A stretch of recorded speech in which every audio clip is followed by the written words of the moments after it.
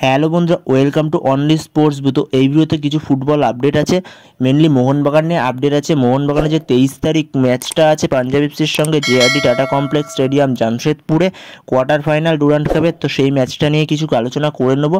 তো ভিডিওটি সবাই শেষ অবধি দেখতে থাকো, আর চ্যানেলে নতুন হয়ে থাকলে চ্যানেলটি সাবস্ক্রাইব করে পাশে থাকা বেল আইকনটিকে অন করে পাশে থেকো। তো ফার্স্ট একটা ট্রান্সফার আপডেট দিয়ে শুরু করি। তো ফার্স্ট আপডেটটি হচ্ছে পাঞ্জাব এফসিকে নিয়ে। তো পাঞ্জাব এফসি একজন অ্যাটাকিং মিডফিল্ডারকে সই করিয়ে নিল, একজন আর্জেন্টাইন অ্যাটাকিং মিডফিল্ডার 29 বছর বয়সী, যার নাম হচ্ছে এজেকুইল ভিদাল। তাকে অফিসিয়ালি পাঞ্জাব এফসি সই করিয়ে নিল। তো পাঞ্জাব এফসির পঞ্চম বিদেশি এজেকুইল ভিদাল, তো তার নামটাও অফিসিয়ালি অ্যানাউন্সমেন্ট করে দিয়েছে পাঞ্জাব এফসি থেকে। তো এর পরের আপডেটটা হচ্ছে আজকে 21 তারিখ। তো আজকে থেকে শুরু হচ্ছে ডুরান্ট কাপের কোয়ার্টার ফাইনাল। তো ডুরান্ট কাপ এতদিন পর্যন্ত সোনি 10-2 দেখানো হচ্ছিল ইংলিশ কমেন্ট্রিতে।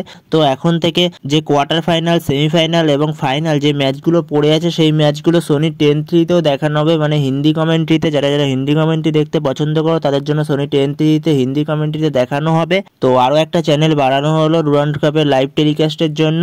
আর যারা যারা ফোনে দেখতে চাও তাদের জন্য জিও টিভিতে দেখতে পাবে। জিও টিভিতে যেমন সোনি 10-2 দেখতে পাচ্ছিলে ইংলিশ কমেন্ট্রিতে, সেরকমই সোনি 10-3 আছে। সোনি 10-3তে হিন্দি কমেন্ট্রিতে তোমরা দেখতে পারো। তো ডুরান্ট কাপের লাইভ টেলিকাস্টের জন্য আরও একটা চ্যানেল বাড়ানো হলো। তো এর পরের আপডেটটি হচ্ছে 23 তারিখ যে পাঞ্জাব এফসির সঙ্গে মোহনবাগানের ম্যাচটা আছে, সেই ম্যাচের জন্য মোহনবাগানের কোন কোন প্লেয়ার অ্যাভেলেবেল নেই তো সেগুলো দেখে নাও, আর কিরকম প্লেইং 11 হতে পারে তো সেটাও দেখে নাও। তো যেমনটা জানিয়েছিলাম আজকে 21 তারিখ, তো আজকে মোহনবাগান জেআরডি টাটা কমপ্লেক্স স্টেডিয়াম জামশেদপুরের উদ্দেশ্যে 23 তারিখ ম্যাচটা খেলার জন্য রওনা দেবে আজকেই। তো তাদের সাথে জেই ম্যাকলারেন, আশিক কুর্নিয়ান ও গ্লেন মার্টিন্স এরা যাবে না, তো এদের চোট আছে, তো সেই জন্য তারা 23 তারিখের ম্যাচটার জন্য অ্যাভেলেবেল থাকবে না। তো জেই ম্যাকলারেন, তাকে নিয়ে মোহনবাগান ম্যানেজমেন্ট একটু চিন্তায় পড়েছে, কারণ সে অনেক দিন হয়েছে কলকাতায় এসছে, কিন্তু সে এখনো পর্যন্ত একটা ম্যাচ খেলতে পারেনি তার চোটের জন্য। হোপফুলি সে তাড়াতাড়ি ফিট হয়ে যাবে, সেমিফাইনাল বা ফাইনালে তাকে পাওয়া যাবে। তো দেখা যাক কি হয়, আপডেট আসলে তখন তোমাদের জানিয়ে দেবো এ বিষয়ে। তো প্রথমে যেটু পাঞ্জাব এফসির ব্যাপারে কথা বলা যায়, তো পাঞ্জাব এফসি এবারে ডুরান্ট কাপে খুবই সুন্দর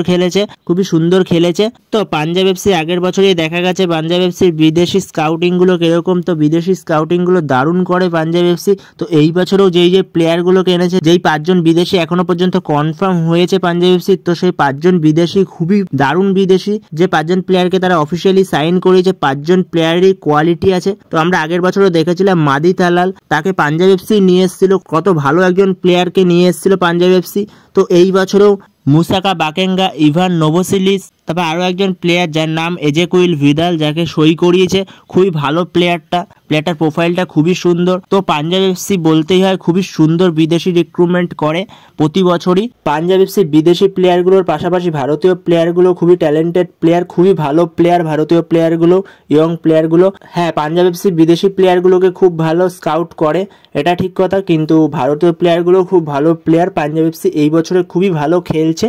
তো এবার দেখার এই পাঞ্জাব এফসির বিরুদ্ধে কিরকম লাইন আপস নিয়ে নামতে পারে জোসে মলিনা, মোহনবাগানের কোচ। তো জোসে মলিনা আগের যে ইন্ডিয়ান এয়ারফোর্সের ম্যাচটা যেরকম ফরমেশনে গেছিল 3-5-2 ফরমেশনে, তো সেই ফরমেশনে যেতে পারে জোসে মলিনা। তো সেখানে গোলে স্টার্ট করবে Vishal Kaith, left centre back start করবে সুভাশিস বোস, মাঝখানে সেন্টার ব্যাক স্টার্ট করবে Tom Aldred, right centre back start করতে পারে দীপক তাংড়ি, মিডফিল্ডে স্টার্ট করবে আপুয়া ও অভিষেক সূর্যবংশী। আগের দিনের মতনই, যখন আপুয়া একটু উঠবে তখন অভিষেক একটু নিচ থেকে খেলবে, এবং অভিষেক উঠলে আপুয়া একটু নিচ থেকে খেলবে। লেফট উইং দিয়ে লিস্টান কোলাসো, রাইট উইং দিয়ে Manvir Singh, as a number 10 Sahal Abdul Samad. আর ওপরের দুজন স্ট্রাইকার স্টার্ট করতে পারে দিমিত্রি পেত্রাদোস, জেসন কামিন্স। যদি দিমিত্রি পেত্রাদোস স্টার্ট না করে সেই জায়গায় হয়তো গ্রেগ স্টুয়ার্ডও স্টার্ট করতে পারে। তো দেখা যাক তো কিরকম ফরমেশনে নামায় জোসে মলিনা। তো আশা করছি এরকম ফরমেশনেই নামাবে জোসে মলিনা। দিমিত্রি হয়তো বা প্রথম থেকে স্টার্ট করতে পারে এই ম্যাচটায়, তো সেরকমই সম্ভাবনা রয়েছে। যদি দিমিত্রি স্টার্ট না করে সেই জায়গায় গ্রেগ স্টুয়ার্ডও স্টার্ট করতে পারে। তো বন্ধুরা, এই ভিডিওতে এই পর্যন্ত। তো ভিডিওটি ভালো লাগলে অবশ্যই লাইক, শেয়ার, সাবস্ক্রাইব করতে ভুলো না। তো নেক্সট ভিডিওতে দেখা হচ্ছে, ততক্ষণের জন্য বাই বাই।